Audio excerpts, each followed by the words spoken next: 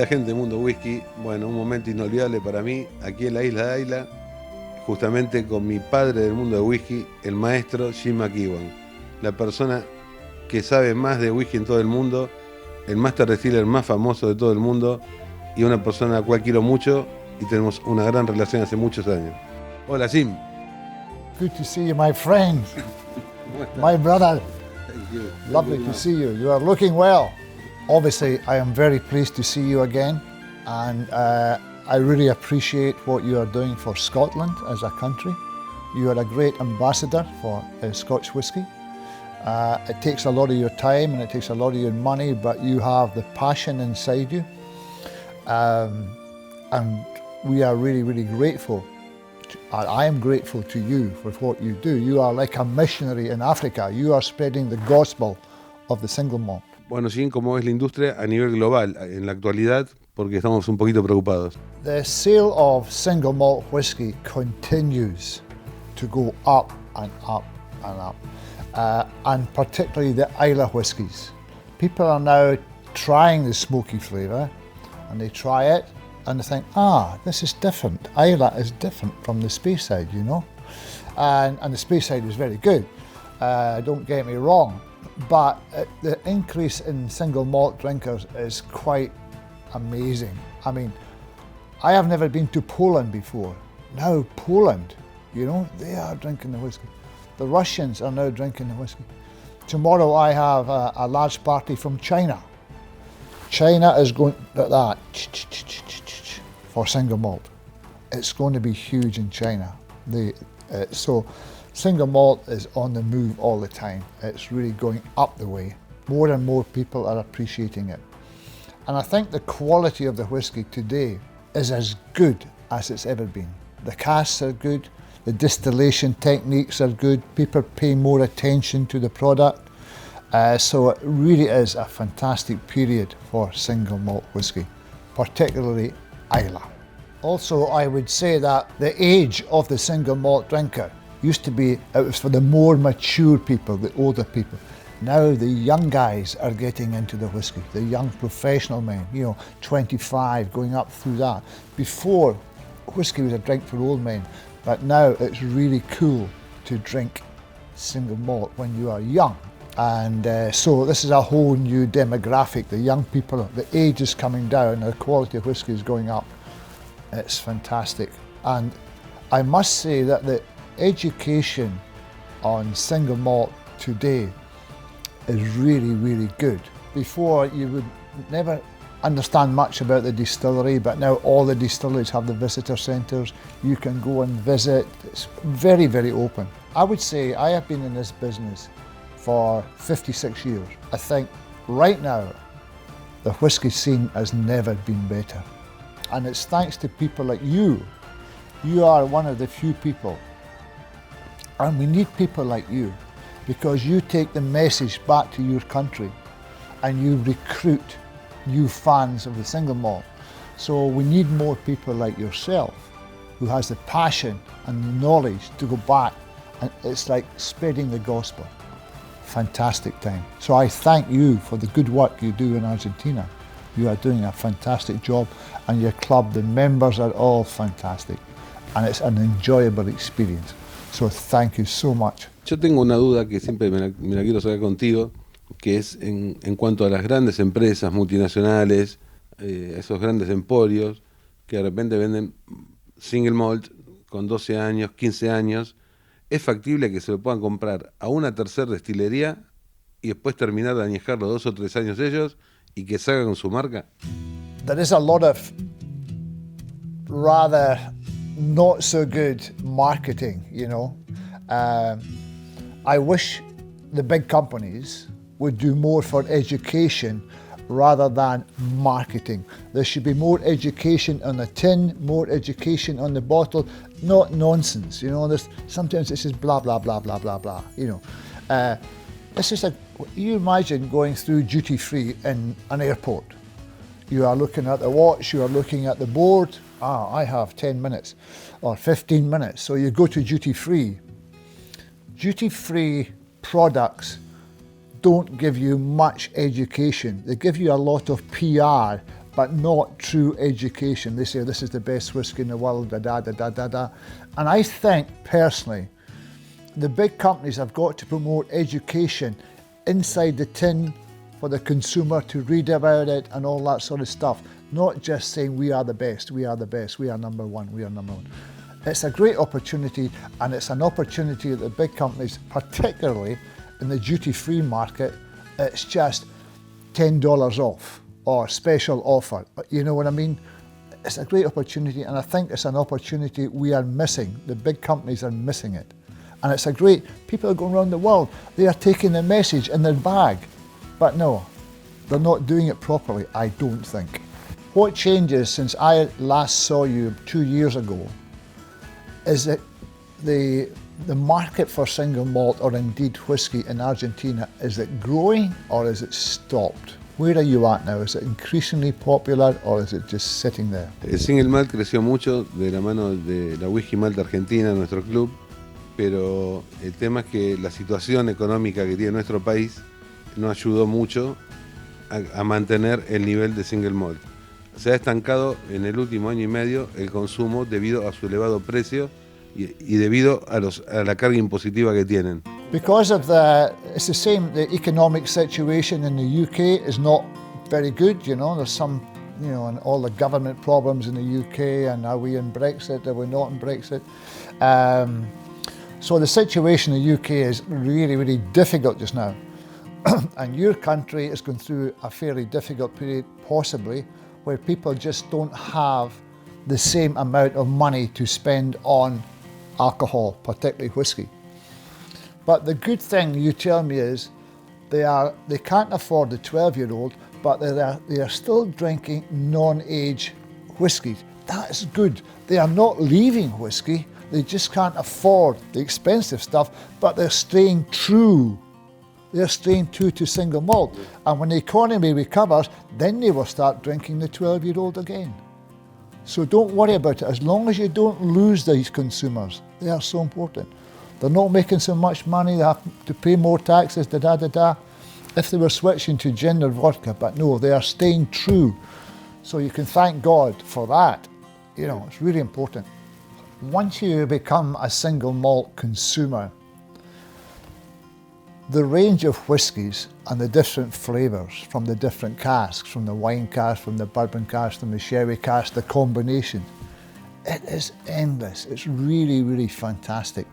And I think the quality of the whiskey today is as good as it's ever been. The farmers are doing better. They are working with the weather better. They've got the machinery now and all that sort of stuff. So you go right back to the man who makes the barley, the farmer. And they are now in Isla. The main, on Isla here, when we started at Bruichladdich, there was no farmers growing barley. Nobody was growing barley. We had to buy the barley from the mainland. Now, virtually every farmer on Isla is growing barley for Bruichladdich Distillery, for Charlotte and Octobo. It is incredible. So the whole situation has changed now because of the growth of single malt. And let's not forget, blenders need single malt. You know, all the good blenders, they need single malt as well. So the situation is good, particularly on Isla. It's booming. But even if you look at the number of new distilleries which have opened in the last 5 years, there must be another possibly 15 distilleries have opened, small distilleries in Scotland, but still they're making whiskey. Whether they will survive or not depends on the quality of the spirit. You understand? They are new distilleries, they have to wait 3 years, but whether they survive or not, some will fall down, you understand, for financial error. But right now, the quality is fantastic, and the blender still needs single malt, so it's a good time. Particularly, I've been in this business for 56 years. 56 years. I have never known a period like this where there's such a big appreciation globally for single malt. It's taken a long time to get the message out, but the message is now out there, which is fantastic. ¿Cuántos Master Distiller quedan? Pero Master Distiller de verdad estamos hablando, ¿no? I am sorry for laughing, you understand? But there is virtually every distillery now has a master distiller, you understand? Whether it's for a PR purpose or whether the guy is a master, I don't know. I have never seen so many master distillers in my life. How you become a master distiller, I don't know. Do you sit an examination or do you learn how to do all the jobs or whatever? And I suspect it's one of these titles that really is given out by the PR people in the company. This is our master distiller, you understand? Oh, master distiller. Oh, very good. Oh, so no, master distiller. I think it is most of the guys who are master distillers have been in the business a long time, like me, and have done this and that. But there is no examination you have to pass to become a master distiller. If you want to become a master seaman, you have to go and take ships around the world. Virtually everybody has a master distiller. It's like having a dog, you know. This is supposed to be a very serious interview. There's no laughing, you understand? Ay, Dios. Jim, ¿qué importancia, te quería preguntar, qué importancia tiene la madera en el whisky? Porque para mí la barrica es mucho dentro del whisky. Para mí tiene un gran porcentaje el valor de la madera. I believe, and I have always believed, that the spirit is the child and the cask is the mother. If the child goes to a mother who has no milk, the child will die. If the spirit goes to a cask which has been used so many times, there is nothing left in the oak and the spirit does not mature.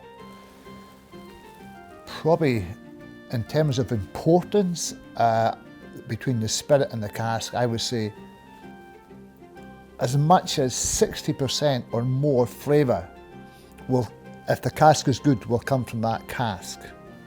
However, as people are still using artificial colouring, E150, that gives a different flavour to the whisky because you're putting like a sugar into it. You understand? E1, it's artificial colouring. And that is a different issue. But for the real good guys who are not using artificial colouring, the cask is critical because all the flavour and the colour is coming from the cask. The other guys, you can put Coca-Cola in it, you understand? So the cask is like the mother to the spirit. It's so important, so important. Luego de que terminaste, yo vengo haciendo tu carrera desde Bowmore, Bruichladdich, Arnahoe, que has colaborado muchísimo ahí. ¿Cuál es la destilería que ves con más futuro en Islay y en toda Escocia? I think the established companies, if you take Bruichladdich 1881, you take Bowmore 1779, just think about it. They have survived for over 200 years when people were not even drinking single malt very much. So these companies that have been around a long time and have been through the good times and the bad times, the war and the non-war, the whole thing. That is not by accident. That is because they have continued through hundreds of years to make excellent whisky. It's not a game of chance, and people will buy into quality. And I have to say, if you look at the ages of some of the distilleries, some of them are 100 years, 150 years, they have survived because of the quality of the people in the distillery. People are the most important thing, the people who make it, and the quality of the distillation and the quality of the cask. So it's many different factors. If one piece is missing, the whole thing falls down. You've got to have the people, you've got to have the farmer who's growing the barley, the maltster, the distiller, and so on, and the casks, and time. The time factor. You know, you think when you fill a cask, it cannot be called whisky until it's 3 years, but it's going to lie in the cask for maybe another 12, be 15 years. During that 15 years in that cask as the whiskey lies sleeping. The world is changing dramatically. We have all sorts of shit going on in the world today. All the time the cask is lying there sleeping. So it's really important. The cask is so important because it's got to take this whiskey in a long journey. Do you understand? So the importance of the cask is, for me, 65%. 60 to 65%. Sí, yo más o menos dije lo mismo, vengo repitiendo lo mismo, que el tema de la madera es muy importante, más allá de la destilación, de la empresa que lo esté haciendo, elaborando el producto, para mí la madera es muy importante.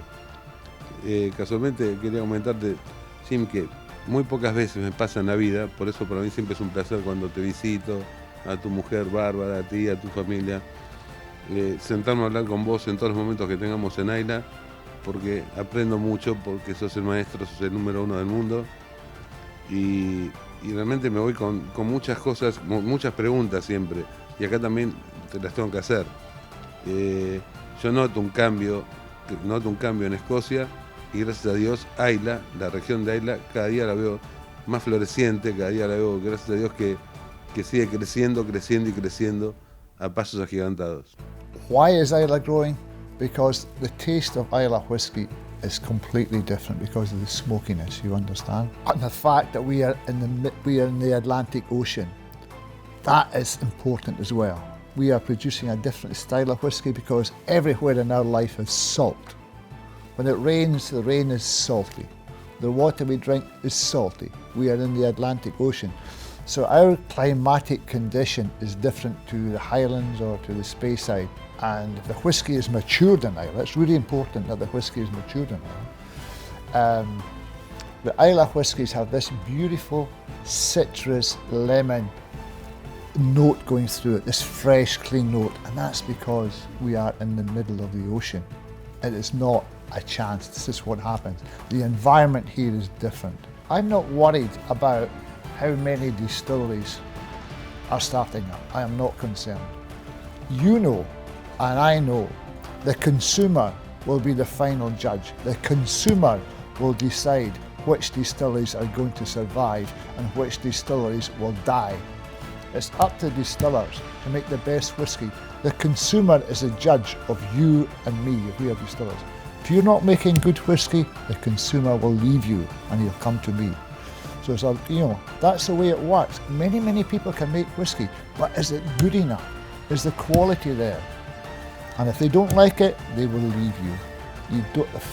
It's like when you go to get a new suit made in the tailor, if it doesn't fit, you leave it. You don't want it, do you understand? So while there are many distilleries opening up, only the good will survive.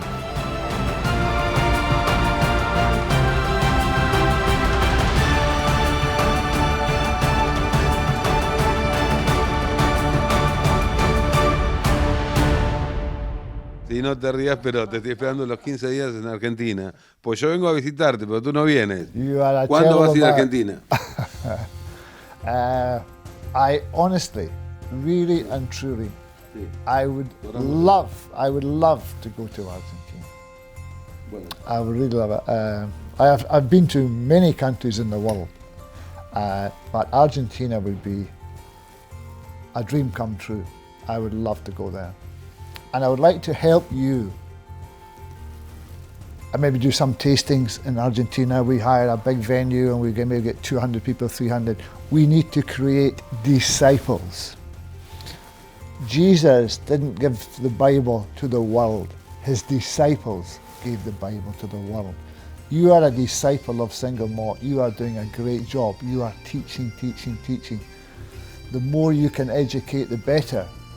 But I think knowing the Argentinian people a little bit, you're quite Scottish-like. You are very passionate. You believe in your country. You're proud of your country. It's a real Scottish thing. I think there's a fantastic opportunity to be had in Argentina with people like yourself. I would be happy to come and make a big tour with you, go to 5 cities or whatever, and just promote single malt, promote Scotland. It would be really amazing. And also, it would be a big privilege and a big pleasure to me to say thank you to you for the amazing job you are doing for Scotland.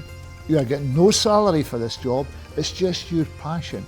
And what you are doing is so valuable to us because you are like the first man on the moon, do you understand? You are going where nobody has gone before. So I would love to go to help you. Why?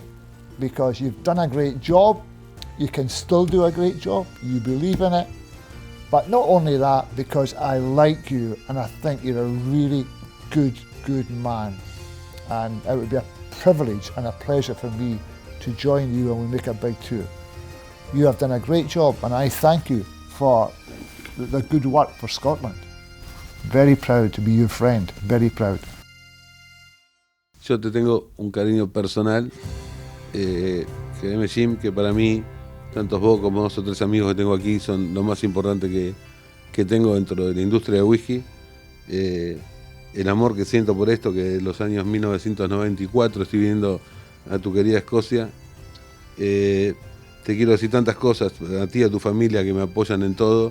Me has dado muchos consejos, sos una persona a la que escucho mucho, muy atento, y tenemos la suerte de encontrarnos al menos 1 o 2 veces al año, y para mí es un momento único, es por mi pasión, por lo que siento por Ayla y por lo que siento por Escocia.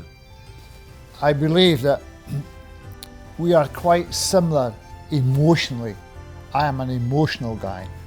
You are a very emotional guy. And emotional guys really get into whiskey because there's just something about single malt whiskey that appeals to us. We like the story, we like the people, we love the country, we become associated with it. And, you know, I would die for Scotland.